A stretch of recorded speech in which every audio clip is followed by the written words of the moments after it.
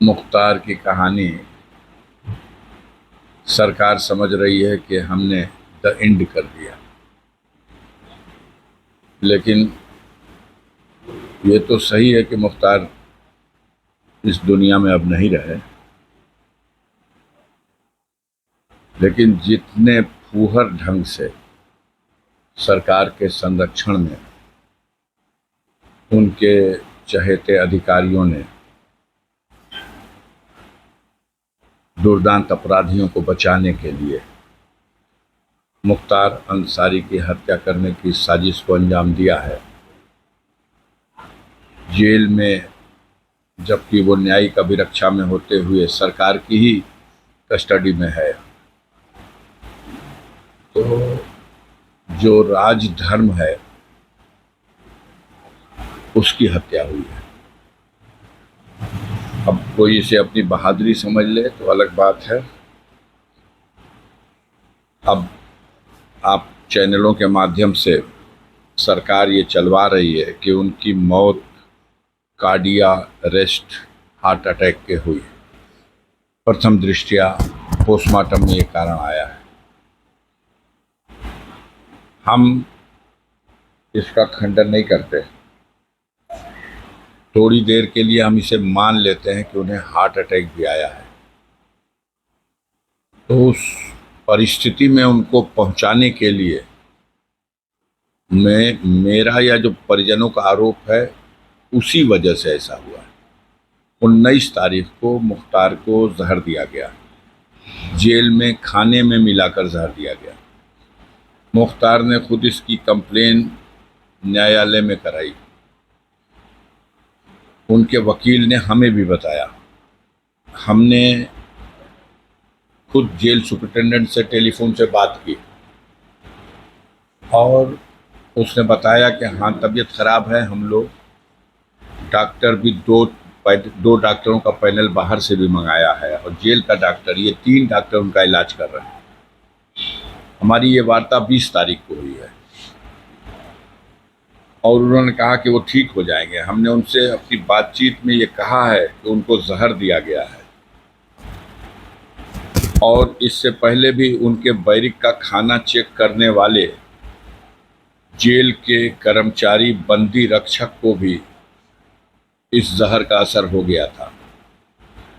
Jail में deputy jailer जो उनकी जेल का बैरिक का इंचार्ज है, उसने भी एक दिन खाना चेक किया और उस जहरीले खाने को खा करके वो बीमार हो गया था और ये दोनों भी, इनकी जान बची है। हॉस्पिटल में 5 दिन एडमिट रहे हैं तब, और अब की बार ये जहर मुख्तार को भी खिला दिया गया धोखे से, तो इनको एडमिट करा दीजिए।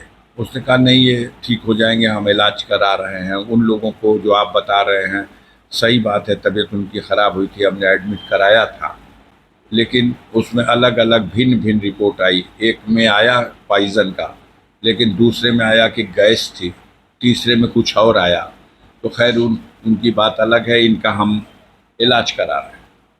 ये 20 को जब आप इलाज करा रहे हो, कह रहे हो ठीक हो जाएंगे, 21, 22, 23, 24, 25, 26, 6 दिन के बाद 3 बजे भोर में सुपरिटेंडेंट जेल बांदा ने रेडियोग्राम भेजा है मोहम्मदाबाद थाने पे, और वहाँ से वायरलेस के ज़रिए मेरे घर आकर के पुलिस के कर्मचारियों ने एक दिया कि ये बांदा से आया है आपके लिए संदेश इस सुपरिटेंडेंट का। उसमें लिखा हुआ है कि आपके भाई की हालत चिंताजनक है, हम इसे मेडिकल कॉलेज में एडमिट कर रहे हैं, आप वहाँ जल्दी से जल्दी पहुँचिए। जब हम वहाँ पहुँचते हैं 12 बजे दिन में, तो मेरी 12:30 पौने 1 बजे मुलाकात होती है।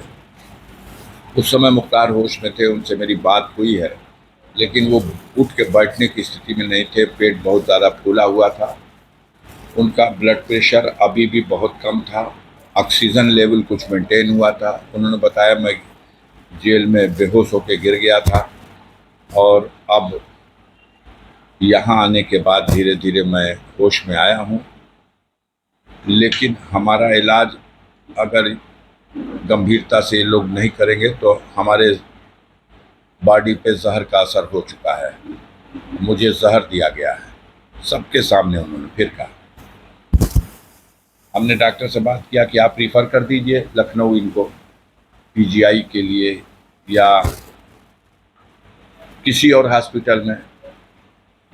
तो उन्होंने कहा कि हम 3 से 4 दिन में इनको खड़ा कर देंगे। हमने कहा ऐसा मत करना कि इतनी देर तक अपने यहाँ समय बिता दो कि कहीं जाके इलाज ना हो सके। डॉक्टर के धर्म का पालन करना, समय रहते रिफ़र कर देना अगर कंट्रोल में ना आ रहा हो तो। उसने कहा हम 3-4 दिन में खड़ा कर देंगे, आप आके फिर मिल लीजिएगा। और मैं वहाँ से चला और 2 घंटा हम सफ़र किए होंगे, इलाहाबाद क्रॉस कर गए, जब तक मुझे वहाँ वकील ने टेलीफोन किया कि भैया ये फिर मुख्तार भैया को लोग जेल भेज रहे हैं। हमने कहा क्या हुआ? तो सारे डॉक्टरों से लिखवाया गया है, कुछ सादे लिबास में अधिकारी आए हैं और सबसे लिखवा लिया है कि मुख्तार फिट है, मेडिकली फिट है, इन्हें स्वास्थ्य की लाभ की कोई आवश्यकता नहीं है, इनके शरीर में फिलहाल कोई रोग नहीं है, फिट। और व्हील चेयर पे बैठा के उनको व्हील चेयर ढंगरा के ले आके एम्बुलेंस में लाद के सुबह में 4 बजे हॉस्पिटल में एडमिट किया जाता है।